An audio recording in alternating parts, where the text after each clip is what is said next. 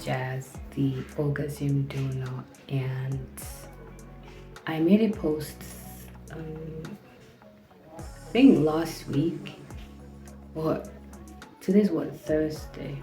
I don't know, between late last week and early this week, about the sacredness of your kink. So I know I must have confused some of y'all like a bit with what I said or the post I made. First, I'm working on this project. It's called UPP. That sounds like a political party. I don't know. For now, it's just called Unique Pleasure Path.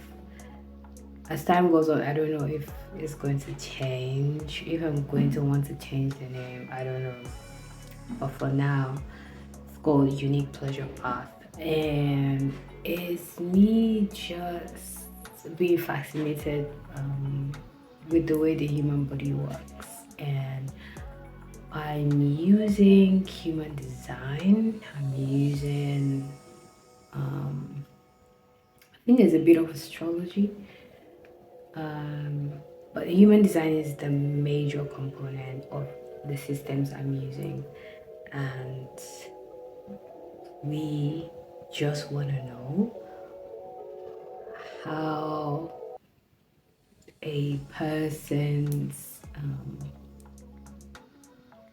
pleasure path can be mapped out. I want to know what's unique to a person and how they receive pleasure. For now, it's sexual pleasure, but then I don't know if like we're going to have breakthroughs in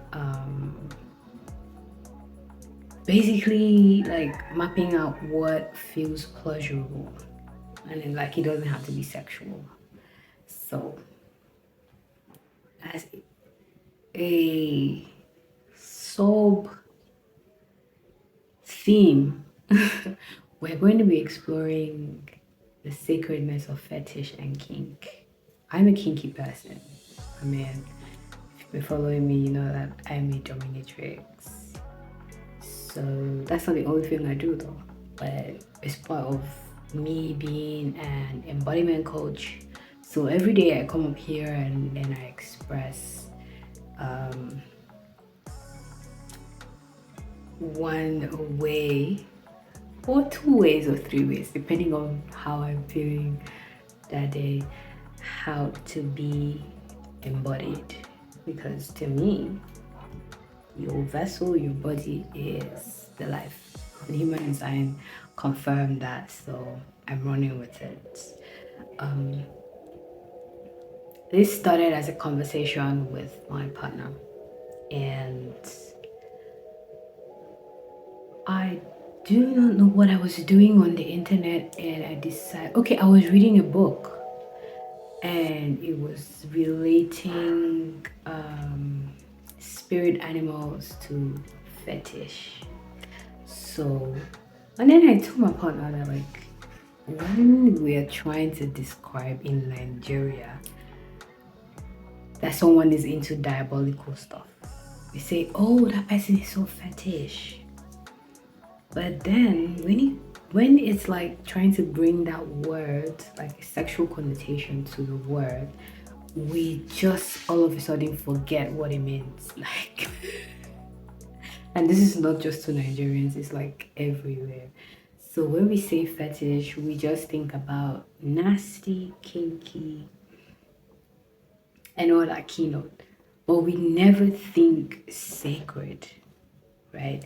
Because if you Google the meaning of the word fetish, it's like the first explanation is going to be something related to the sexual expression or connotation to a part of a body or an object that's not the genitals, right? But that helps in sexual arousal, or that must be present to be able to achieve sexual arousal. But then beneath that, they explain that fetish is it's accrediting some sort of sacredness to an object. So that got me really interested in the psychology. I'm not a psychologist. I'm not a psychologist, but it just got me interested in the background frequency, borrowing human design term. Like what's going on underneath your leather fetish? What's going on underneath your feet fetish? What's going on underneath your anal fetish, right? So that day I was super excited. I'm still excited about this. So let's take feet fetish, for example. The feet is ruled by Pisces. For those that are into astrology, the feet is ruled by Pisces. The feet, underneath the feet, you can see the entire map of the body from underneath the feet. So even the chakra system is represented by the feet. Like you can find points. If you're into meridians or Chinese medicine, you will notice that the feet can show you what's going on in someone's inner. So feet is ruled by Pisces one. What's the Piscean realm like? Piscean realm is dreamy. It's like where the conscious and the unconscious blend, where there's no more boundaries, right? And I like to think that it has a keynote of adventure because our feet take us places. Physically, spiritually, those of you that have out of body experiences, your feet takes you places. For ladies, the feet is connected to the clitoris, right? So there's a lot of stuff going on in the feet. Now, for someone that has a feet fetish,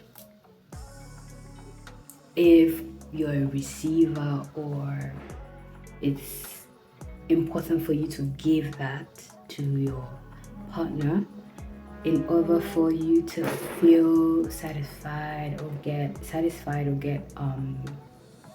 sexual gratification from the whole process. Sucking on the feet or liking your feet to be sucked, it's like symbolizing. Why do I keep making this gesture? It's like symbolizing that you are opening yourself up to be taken on a journey. It's that if you like receiving, you want to invite the other person to be on a journey with you. You want to take them into your inner realms, the Piscean realms, the dreamy realm. You are kind of also fascinated with the thought of how life and death blends into each other, because that's also the Piscean one. What else is, let me see. What else?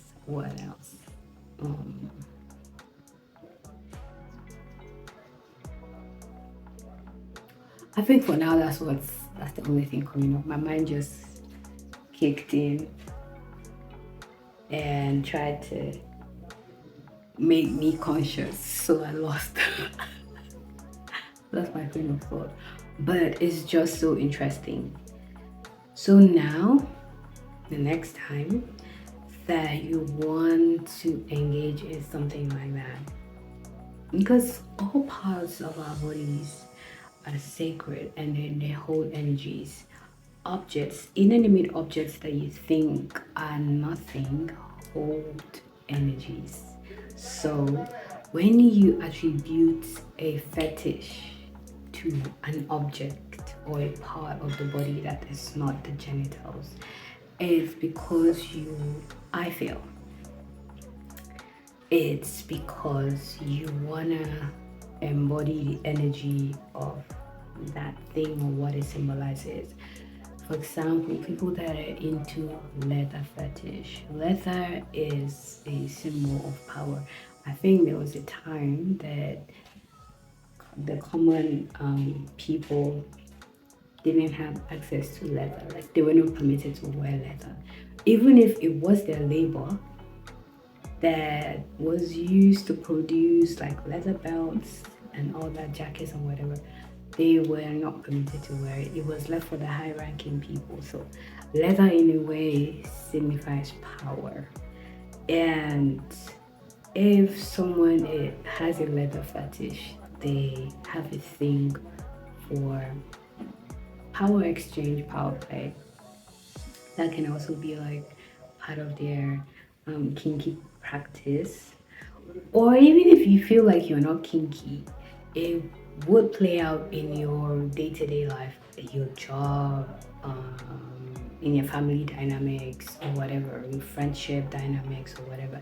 It just has a way of weaving itself into your life very subtly, very subtle. So again, this is to bring awareness to that. And going back to leather, it's also wanting to tap into your animalistic nature. We get leather from cows, right? And tapping into that animalistic nature of wanting to be free, expressing like the raw emotions, wanting to express that sturdy nature, or see someone else express that. Like when you see someone else in leather, it just, appeals to you. Like you like the fact that the person presents themselves as powerful, sturdy, as having control, as being resilient, right? It might be something that you want to, like you want to attract more of that energy in your life, or like there's a part of your life that's craving that. It's not like you're a doormat or something, right? It's like maybe you need more of that energy in a part of your life, and then you're just so attracted to it, like when you see someone else wear leather. So that's basically it. There are other fetishes, and okay, if you are interested to delve in and maybe unravel like the subconscious, like what's going on underneath your fetish for something, for an object or a body part, reach out to me. Let's have a conversation. We would have like a 30-minute free call, and then if you want to take your what's the word now, if you want to take your exploration to another level, we can also discuss how to move further with that, right? But if you're interested, click the link in my bio and